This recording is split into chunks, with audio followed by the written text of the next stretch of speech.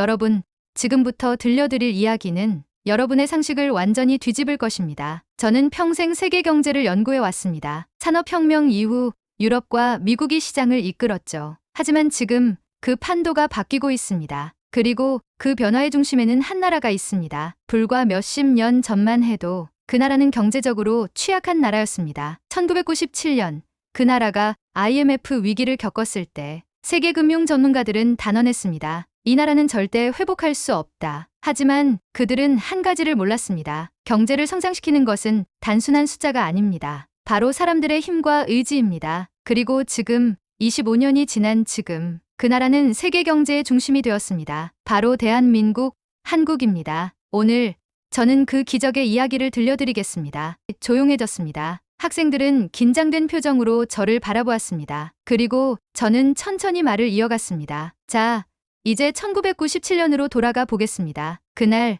한국에서 어떤 일이 벌어졌는지 직접 보여드리겠습니다. 저는 옥스퍼드 대학교 경제학과 교수 데이비드 윌킨스입니다. 제가 한국을 연구하기 시작한 것은 그해 모든 경제학자들은 한 나라의 몰락을 예견하고 있었습니다. 그 나라는 전쟁으로 폐허가 되었고 경제적으로 일본과 미국에 의존했습니다. 그런데 그 나라가 국가 부도의 위기에 빠졌습니다. 전 세계 언론들은 긴급 보도를 내보냈습니다. 한국이 무너지고 있다. IMF는 긴급 구제금융을 결정했고 월스트리트는 냉정하게 분석했습니다. 이 나라는 이제 회복이 불가능하다. 하지만 저는 직접 방문한 후 믿을 수 없는 장면을 목격했습니다. 그들은 무너지지 않았습니다. 오히려 세계 경제의 논리를 뒤집으며 새로운 역사를 쓰고 있었습니다. 서울 1998년 초 비행기에서 내리자마자 공항은 긴장감으로 가득 차 있었습니다. 경제 위기가 나라를 집어삼킨 상황이었죠. 하지만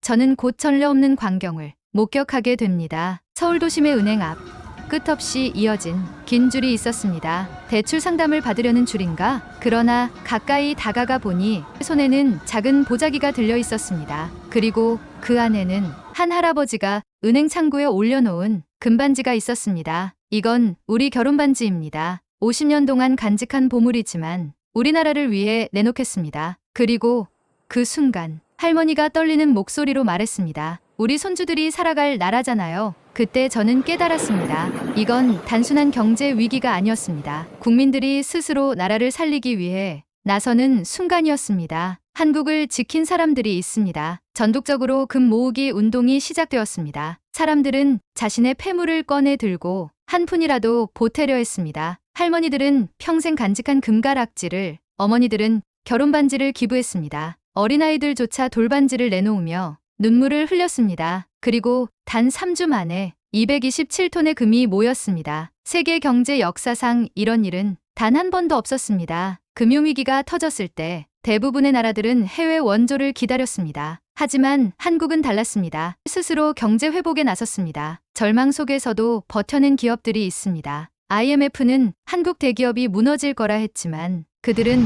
오히려 전례 없는 선택을 했습니다. 임원들이 먼저 연봉을 반납했습니다. 삼성, 현대, LG 같은 기업들은 고위 간부들이 월급을 줄였습니다. 직원들의 일자리를 지키기 위해 모든 비용을 절감하기 시작했습니다. 그리고 또 하나의 기적이 일어났습니다. 직원들은 회사를 떠나지 않았습니다. 오히려 회사와 함께 살아남기 위해 밤을 새워가며 일했습니다. 누가 시킨 것이 아니었습니다. 우리가 회사를 살려야 한다. 그래야 한국이 살아남는다. 그 믿음이 이들을 하나로 만들었습니다. 시골에서도 기적이 일어났습니다. 도시뿐만 아니라 작은 마을에서도 시골 어촌의 할머니들은 말했습니다. 이건 우리 가족이 먹을 쌀인데 나라가 먼저입니다. 그들은 평생 모은 쌀을 기부했습니다. 택시기사들은 외국인 관광객에게 무료 운행을 시작했습니다. 식당 주인들은 힘든 시민들에게 무료 식사를 제공했습니다. 그리고 무엇보다 서로를 격려했습니다. 우리는 이겨낼 수 있다. IMF는 한국이 장기간 불황에 빠질 거라 예상했습니다. 그러나 한국은 불과 몇 년 만에 모든 부채를 갚았습니다. 그리고 20년 뒤 세계 경제의 선두로 올라섰습니다. 현재의 한국,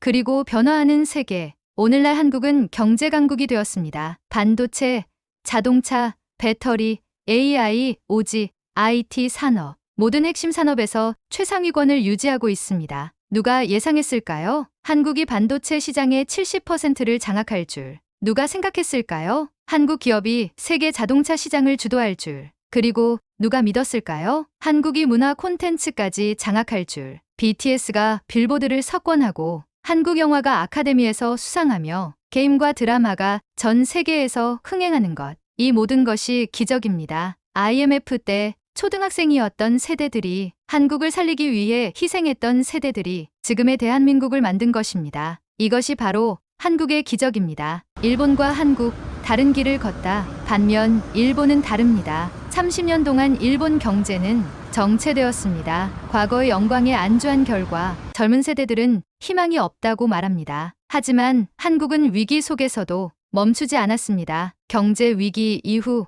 한국은 빠르게 변화를 수용했습니다. 기술, 교육, 경제, 문화까지 모든 면에서 일본을 넘어섰습니다. 세계는 더 이상 일본을 모델로 보지 않습니다. 한국을 배우고 싶어 합니다. 한국이 세계 경제의 중심이 되었습니다. 일본을 따라잡아야 한다. 이 말은 이제 한국에서 사라졌습니다. 오히려 일본이 말합니다. 한국을 배우자. 일본이 무너지고 있습니다. 그리고 저는 한국을 선택했습니다. 저는 이제 확신합니다. 한국이 세계 경제를 이끌고 있다는 것을. 이제 일본은 더 이상 세계 경제의 중심이 아닙니다. 반면 한국은 끊임없는 도전과 혁신으로 앞으로 나아갑니다. 그리고 저는 일본이 아니라 한국을 연구해야 할 이유를 알았습니다. 이제부터 한국이 어떻게 세계 경제의 중심이 되었는지, 그리고 그들이 만들어낸 혁신이 세상을 어떻게 바꾸고 있는지 하나씩 보여드리겠습니다. 학생들의 표정이 변했습니다. 이제 그들은 한국을 과소평가하지 않았습니다. 한국은 이제 새로운 세계 경제의 중심입니다. 저는 경제학자로서 수많은 나라의 부흥과 몰락을 연구해왔습니다. 세계 경제를 주도해온 미국과 유럽, 20세기 후반 급성장한 일본과 중국까지. 하지만 최근 몇 년간 저는 제 연구 방향을 완전히 바꿔야 했습니다. 바로 한국 때문이었습니다. 25년 전 세계 금융 전문가들은 한국이 IMF 외환위기에서 절대 회복할 수 없다고 단언했습니다. 그러나 지금 한국은 세계 경제의 중심으로 떠오르고 있습니다. 그리고 이 변화를 가장 먼저 알아차린 것은 다름 아닌 세계 최대 기업들이었습니다. 한국을 따라잡기 위한 글로벌 기업들의 움직임이 있었습니다. 몇 년 전 저는 실리콘밸리에서 열린 한 컨퍼런스에서 충격적인 장면을 목격했습니다. 애플, 구글, 테슬라, 인텔 등 세계적인 IT 기업들의 CEO들이 한자리에 모여 있었습니다. 그리고 그들이 가장 주목하고 있던 것이 있었습니다. 바로 삼성전자와 SK하이닉스의 반도체 기술이었습니다. 미국과 유럽은 반도체 기술에서 오랫동안 앞서 있었습니다. 그러나 지금 세계 반도체 시장의 70% 이상이 한국 기업에 의해 장악되었습니다. 2020년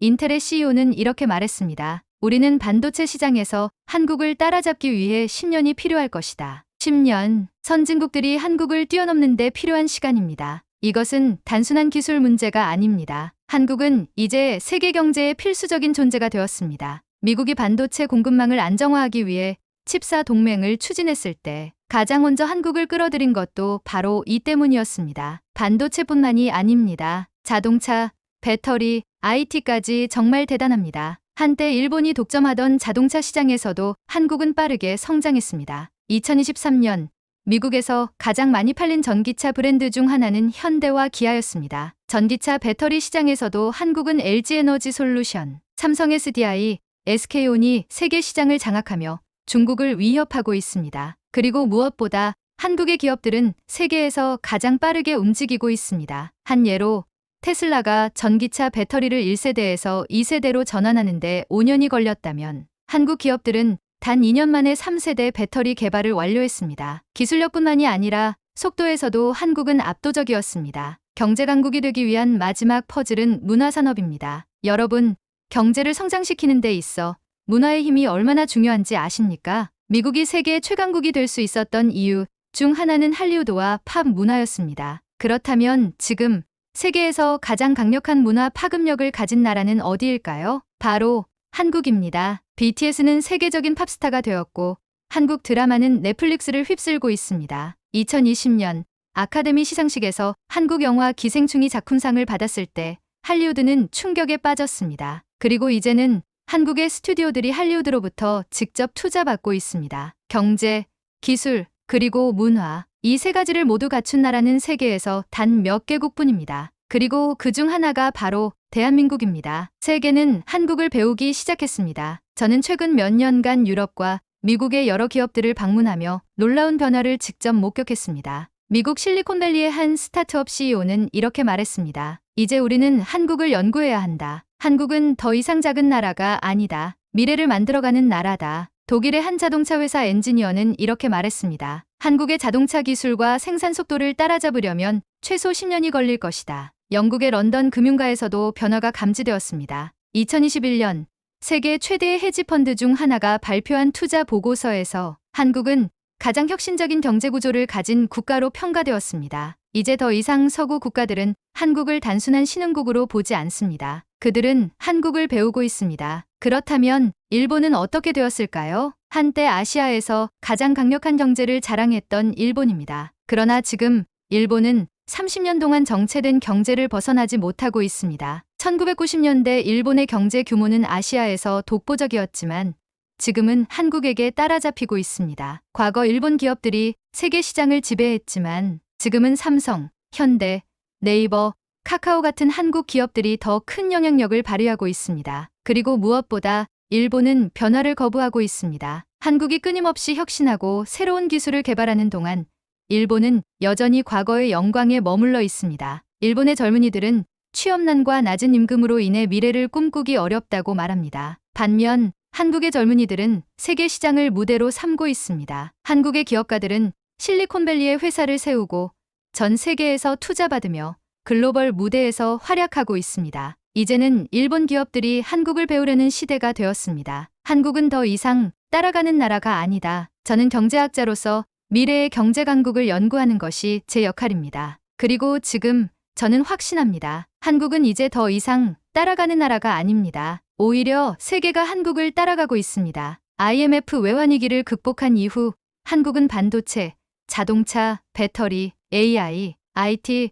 문화산업까지 세계 경제를 주도하는 위치에 올라섰습니다. 그리고 이 변화는 앞으로 더욱 가속화될 것입니다. 다음 10년 세계 경제의 중심은 한국이 될 것입니다. 그리고 저는 그것을 직접 목격하고 있는 중입니다. 저는 오랫동안 세계 경제의 흐름을 연구하며 수많은 나라들의 부흥과 몰락을 지켜보았습니다. 영국, 프랑스, 독일, 미국 같은 서구 국가들이 산업혁명 이후 세계 경제를 주도해왔고 일본과 중국이 아시아에서 경제대국으로 자리 잡았습니다. 그러나 최근 몇 년 동안 저는 하나의 명확한 흐름을 감지했습니다. 세계 경제의 중심이 변화하고 있으며 그 변화의 핵심에는 한국이 있었습니다. 하지만 대부분의 사람들은 여전히 한국을 과소평가하고 있었습니다. 그들은 한국이 반도체나 자동차 산업에서 선전하는 것을 인정하면서도 그것이 단순한 기술적 발전일 뿐이라고 말했습니다. 그러나 한국이 보여준 변화는 단순한 산업 성장 이상의 의미를 가집니다. 이제 세계가 한국을 배우려는 이유를 이야기해 보겠습니다. 세계를 놀라게 한 한국의 변화가 있습니다. 과거 일본은 아시아의 경제 리더로 불렸던 시절이 있었습니다. 그러나 일본은 1990년대 이후 장기 침체에 빠졌고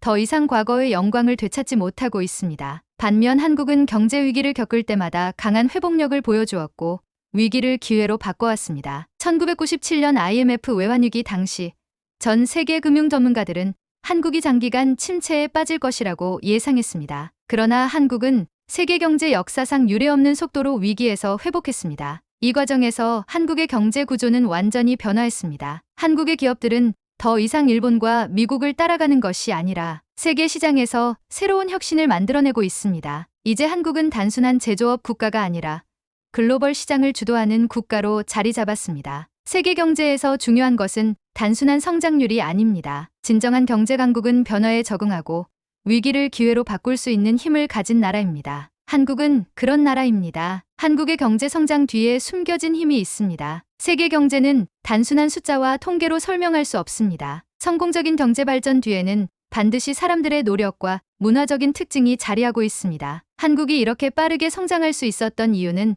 단순한 경제 정책 때문이 아닙니다. 그것은 한국 사회 전체가 함께 움직였기 때문입니다. 서구 국가들은 경제 성장이 정부나 기업의 역할이라고 생각하는 경우가 많습니다. 하지만 한국에서는 국민 전체가 위기 극복의 주체가 되어 왔습니다. 1997년 IMF 외환위기 당시 한국 국민들은 스스로 국가를 구하기 위해 금 모으기 운동을 시작했습니다. 이것은 단순한 경제적 행동이 아니었습니다. 그들은 단순히 정부의 구제금융을 기다리지 않았고 직접 나서서 경제 회복을 돕기 시작했습니다. 이러한 국민들의 단결력과 희생 정신이 한국의 경제를 지탱하는 중요한 요소가 되었습니다. 한국이 경제 위기를 극복할 때마다 보여준 국민들의 연대와 행동력은 세계 어디에서도 찾아보기 힘든 독특한 특징이었습니다. 끊임없는 혁신과 빠른 적응력이 있습니다. 세계 경제에서 생존하려면 빠르게 변화하고 혁신해야 합니다. 한국은 바로 이 능력이 탁월한 나라입니다. 많은 나라들이 새로운 기술을 개발하는데 수십 년이 걸리는 반면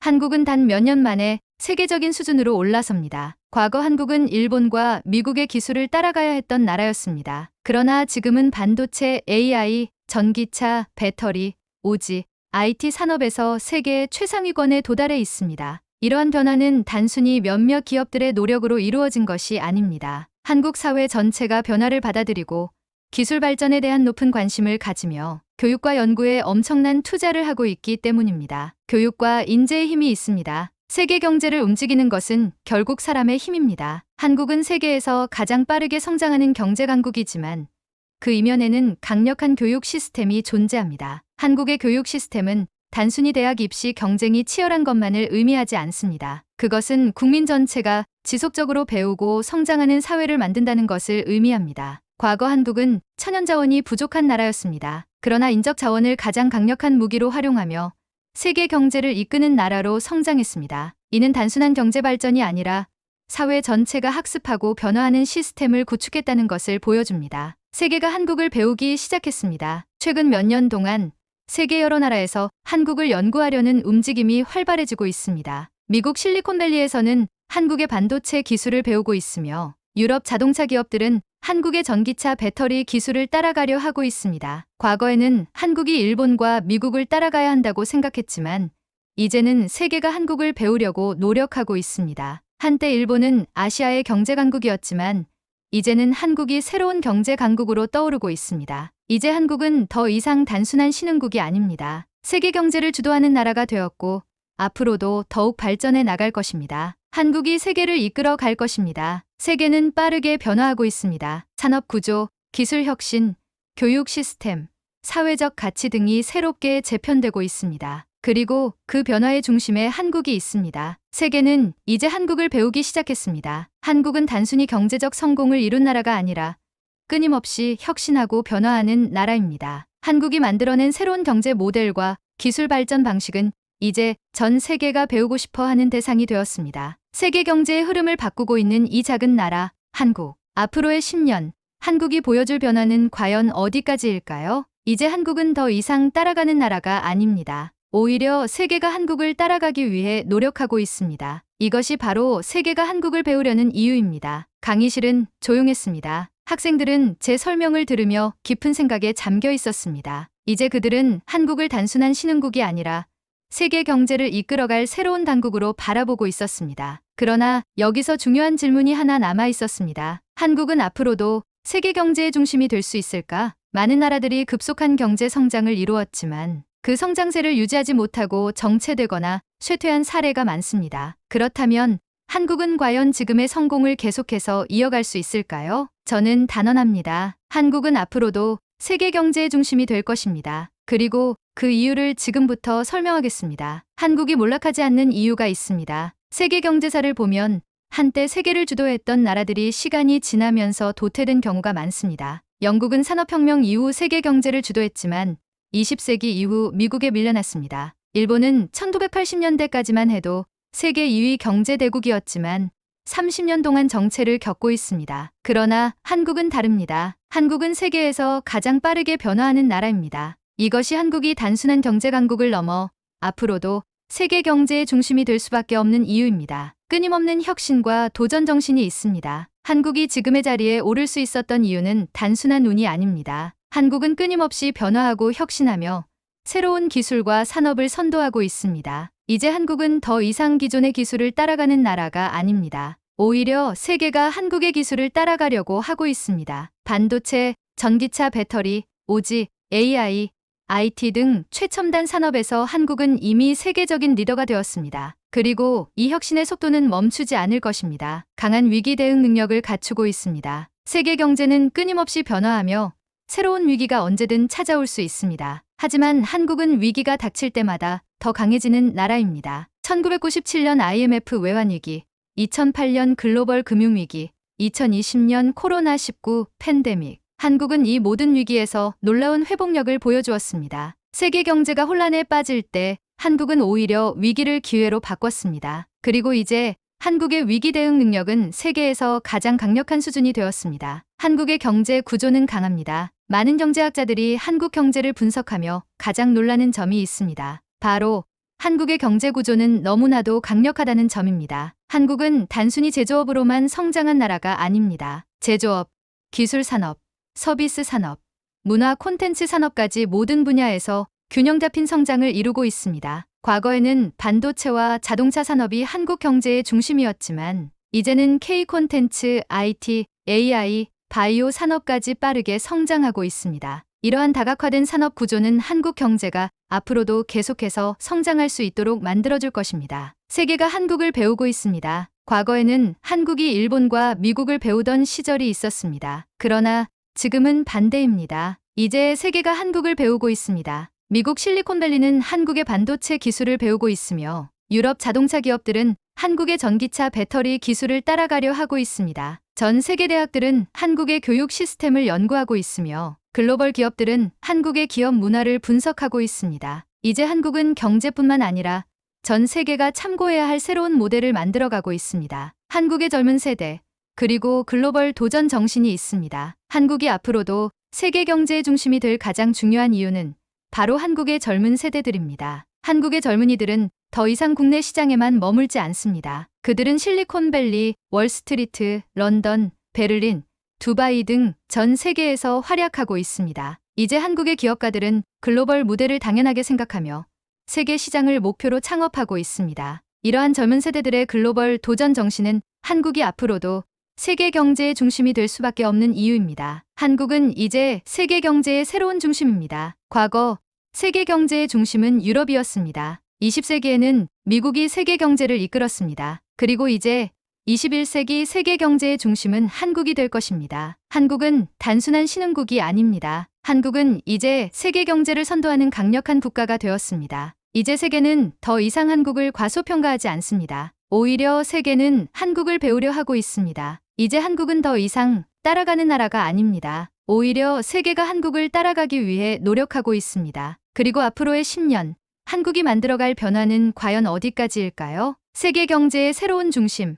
대한민국. 그들의 도전은 지금도 계속되고 있습니다. 강의실은 조용했습니다. 학생들은 이제 더 이상 한국을 과소평가하지 않았습니다. 이제 그들은 어떻게 하면 한국을 따라잡을 수 있을까를 고민하고 있었습니다. 그리고 저는 마지막으로 질문을 던졌습니다. 그렇다면 우리는 어떻게 해야 할까요? 제임스 페이지, 옥스퍼드 경제학부 수석 입학생이 천천히 자리에서 일어났습니다. 그의 표정은 더 이상 비웃음이 아니었습니다. 그는 조용히 대답했습니다. 이제 우리는 한국을 연구해야 합니다. 강의실 뒤편에서 학생들이 고개를 끄덕였습니다. 이제 그들은 한국을 단순한 신흥국이 아니라 세계 경제를 이끌어갈 새로운 강국으로 바라보고 있었습니다. 그리고 저는 마지막으로 말했습니다. 그렇습니다. 이제 세계는 한국을 배우고 있습니다. 그리고 우리는 이 변화를 더 이상 무시할 수 없습니다. 강의실에 박수 소리가 울려 퍼졌습니다. 이제 한국은 세계 경제의 중심이 되고 있었습니다. 대한민국의 자부심을 느끼셨다면 구독과 좋아요로 함께해 주세요.